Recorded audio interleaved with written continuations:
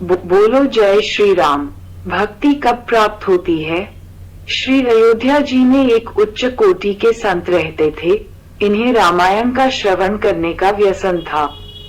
जहाँ भी कथा चलती वहाँ बड़े प्रेम से कथा सुनते, कभी किसी प्रेमी अथवा संत से कथा कहने की विनती करते। एक दिन राम कथा सुनाने वाला कोई मिला नहीं।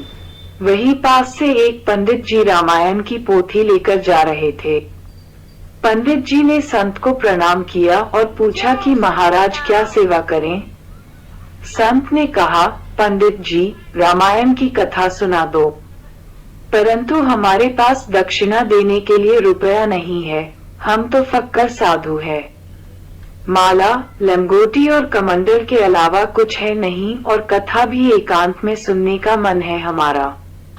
पंडित जी ने कहा, ठीक है महाराज। संत और कथा सुनाने वाले पंडित जी दोनों सरयू जी के किनारे कुजों में जा बैठे। पंडित जी और संत रोज सही समय पर आकर वहां विराजते और कथा चलती रहती। संत बड़े प्रेम से कथा श्रवण करते थे और भाव विभोर होकर कभी नृत्य करने लगते तो कभी रोने लगते। जब कथा समाप्त हुई तब संत ने पंडित जी से कहा, पंडित जी आपने बहुत अच्छी कथा सुनाई। हम बहुत प्रसन्न हैं। हमारे पास दक्षिणा देने के लिए रुपया पैसा तो नहीं है, परंतु फिर भी आज आपको जो चाहिए वह मांगो। संत सिद्ध कोटि के प्रेमी थे। श्री सीताराम जी उनसे संवाद भी किया करते थे। पंडित जी बोले, महाराज हम बहुत गरीब हैं, हमें बहुत सारा धन मिल जाए। संत ने प्रार्थना की कि प्रभु इसे कृपा करके धन दे दीजिए। भगवान ने मुस्कुरा दिया। संत बोले, तथास्तु। फिर संत ने पूछा, मांगो और क्या चाहते हो? पंडित जी बोले, हमारे घर पुत्र का जन्म हो जाए। संत ने पुनः प्रार्थना की और श्री राम जी मुस्कुरा दिए।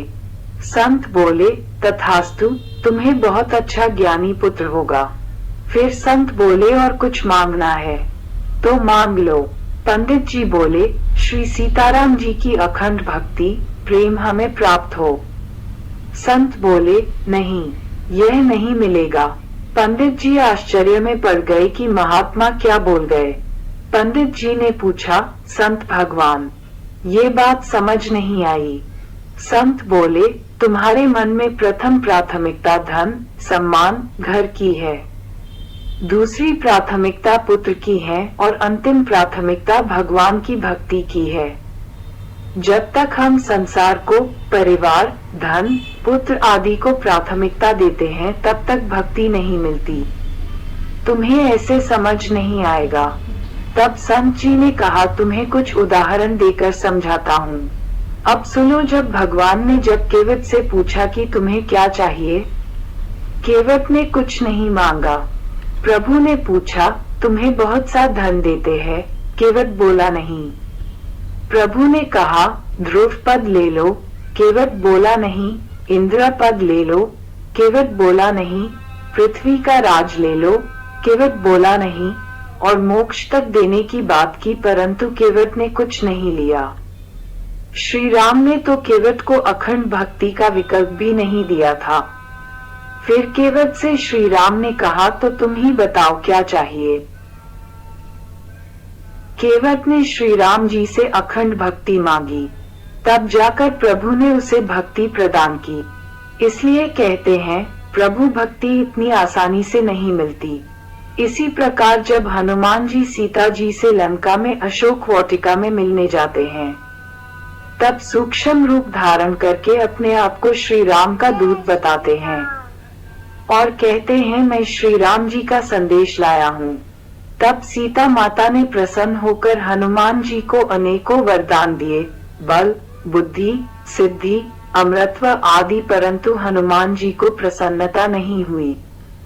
हनुमान जी ने कहा, ये सब तो तुच्छ चीज है माता, आपके पास जो सबसे कीमती चीज है वो तो आप दे ही नहीं रही हैं। ये सुनकर जानकी जी ने कहा, मेरे पास कीमती चीज और क्या है? तब हनुमान जी ने श्री राम जी के चरणों की भक्ति सेवा मांगी। ये सुनकर जानकी माता हनुमान जी की समझदारी पर प्रसन्न होकर अंत में हनुमान जी को श्री राम जी का प्रेम और अखंड भक्ति का वर दिया। तब हनुमान जी को बहुत प्रसन्नता हुई, क्योंकि श्री राम जी की अखंड भक्ति सबसे बड़ा सुख प्रदान करती है। ये एक गुप्त रहस्य है जिसे बड़े बड़े ज्ञानी, साधु, संत, महात्मा ही जानते हैं।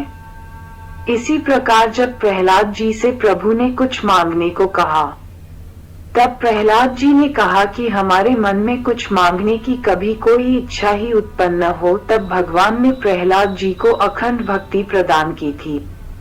मीराबाई जी चाहती तो राजश्री ऐशो आराम से रहकर जिंदगी गुजार सकती थी, परंतु मीराबाई जी ने भी राजश्री ऐशो आराम छोड़कर श्री कृष्ण भक्ति को चुना।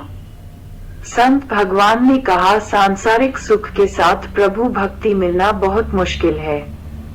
सांसारिक सुख और प्रभु भक्ति बहुत अलग अलग हैं। अगर आप सर्वप्रथम भक्ति मांगते तो मिल सकती थी, परंतु आपने सर्वप्रथम सांसारिक सुख चाहा, जो आपको प्रभु भक्ति से दूर ले गया। बोलो जय श्री राम।